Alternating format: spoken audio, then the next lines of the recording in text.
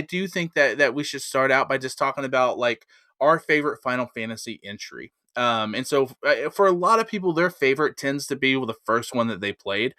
And for me, it is as an extension. So Final Fantasy VII Remake is my favorite entry into the Final Fantasy world. I think that knowing obviously the whole story of Final Fantasy VII, which we won't dive into that real quick, but I think if you just took Remake on the surface, it's a complete game from start to end. Like even though it leaves on a cliffhanger, it's a finished, polished game. What I love about Final Fantasy VII, the remake, is how they took what was ultimately only a few hours of gameplay in the original game and expanded it and opened the world to be so incredibly immersive. And the way it was structured and Midgar and your cast of characters and the introduction, how they introduced Aerith, early on in the game, and how they brought Sephiroth in very early in the game where you don't see him in the original 7 for a while. Like, I just thought it was just a masterpiece. And then you couple that on top of some of the music that they scored in addition to the game, bringing back some of the old music.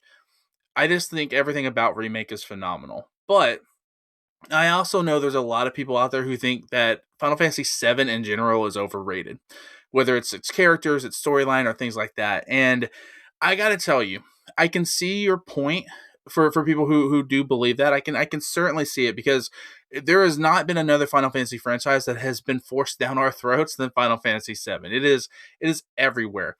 And when you look at like my entry point into Magic the Gathering, what got me into it was the only thing I saw to begin with the games was Cloud. Cloud was everywhere when it came to those Final Fantasy MTG sets, right? And so I get it. I understand but it is the most popular for a reason. And Yeah. I think in our society, especially with fans, there's such a toxic fandom. It's cool to hate on things, right? Like it's a cool Yeah. thing to do. And in a world where everyone's looking and striving for clicks and views, hating on shit is the easiest way to get you there. And I get it. That's fine. But I think at its core, man, I think Final Fantasy VII, although I do not think it is the best storyline of a Final Fantasy game, I think it is the best world building and structure with the most flushed out cast of characters that we have in a Final Fantasy game. Now, you can say, well, that's because they had all the time in the world. They did these remakes. They flushed out these characters. I get all that. But when you look at not only the characters you get, some of the mental health struggles you get with Cloud, I think is relatable for a lot of people. I think some of especially some of the storylines with Shinra and, hell, right before this, we were just talking about our current state of the country. You can't look at Shinra and not think about our government, right? Right or Yeah. wrong, it is what it is. And then our love for the planet, like what are we doing to our world? And so for me, I think Final Fantasy VII, I think it's overrated for people because it hits close to home. I really do. Now, if you just don't like the game, if you're not a fan of the characters, you don't like the structure of the game, things like that, I get all that. That is fine. That no one's telling you have to. But if you're just shitting on the game because you feel like it's a cool thing to do, then I think that you're missing out on immersing yourself in a very unique world that has not only a lot of great stories to be able to tell, but honestly, man, depending on where they want to go with this third installment of the remake trilogy, there's so much more that they can expand on. And there's so much lore there, even from a guy who tells like Zack is the most overrated character in Final Fantasy. I still like the Zack character in this world because of how it sets up, what we get for Final Fantasy. So I think honestly, listen, Final Fantasy VII. If you think it's overrated, I'm not going to tell you you're wrong. I'm just going to tell you that if you think it's overrated because you're hoping it gets you clicks and likes and you think it's the cool thing to do, you're missing out on something pretty unique. So, Dadman, what about you? What's your favorite installment of Final Fantasy? So my favorite installment is Final Fantasy VIII, which is funny because it's not the first Final Fantasy that I really played to completion. Final Fantasy VIII came out in 1998. I was 7 years old, so Yeah. I was still. I mean, I'm 35 now, and I still sometimes don't understand a little bit of Final Fantasy VIII because there's just so much going on there. Yeah. But it's my personal favorite. But my first like real like playthrough, like the game that got me obsessed with Final Fantasy as a franchise was 10, and I'm sure we'll talk about 10 at some point on this Mm. podcast. But playing and diving into Spira and like beating 10 on the PS2, now I'm like a little older, like I'm 10 or 11, you know, I can understand games a little better. And, you know, with the backwards compatibility, I just decided this is the one I'm going to try out. So I tried out 8, and I just went crazy with it. Like I had the guide and everything. I just wanted to understand that world, and I wanted to understand like the intricacies of all the systems, because there is a lot. Like Final Fantasy 8, it's probably it's probably the most underrated Final Fantasy.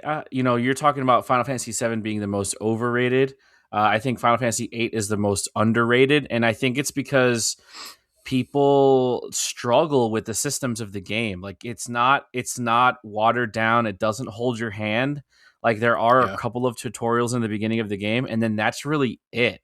But the cool thing about Final Fantasy 8 for me, like after playing it so many times for so many years, is the level of freedom that you get in such a contained world. Like, okay, Final Fantasy 8 has not been re-released. There's been no remake. There probably never will be at this point. We did get a remaster, but it was just updated, you know, character models. Really, it wasn't like a full HD like remaster.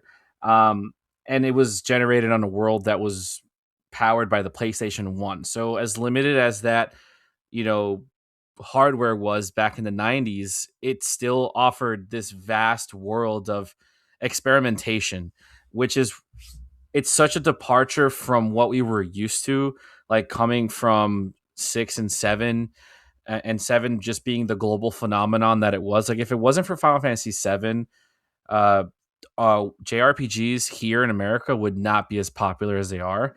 Yeah. Final Fantasy 7 is definitely like the granddaddy of pushing JRPGs into a more mainstream crowd, and I totally respect it for that. Um, but to me, like Final Fantasy 7 is a much easier game to me. Like it's a lot more simple. Everything makes more sense. There is customization with your materia, there is customization with your party construction, but for the most part, I mean, Cloud's your damage dealer. You know, Tifa is gonna just be nuts with all the combos. Barrett's your long range guy. People hardly use Yuffie, even though I think Yuffie is the best character in the entire game, like mechanics wise and like battle wise. Um, People hardly use Vincent. People hardly use Red 13. It's like the same kind of construction. Final Fantasy 8 kind of takes it to like a different level because you can customize it, but you can also kind of just make everybody do everything. So there's no like traditional form of like a job system, because the junction system is so intricate in how it's tied to your stats. And I think the biggest issue people have with Final Fantasy 8 is it takes away your traditional like magic. Like you're not using magic with like MP or anything like that. It's a consumable item, really. Um, but I kind of like that because it adds another layer to like the strategy behind it. Because if you use your powerful spells, you're taking away from your stats and your growth in the game. Yeah. There's just so much to it. Like, you know, everybody's so used to like level grinding and leveling up in Final Fantasy 8. If you level your character in Final Fantasy 8, you're making the game harder for yourself because the enemies scale with your level.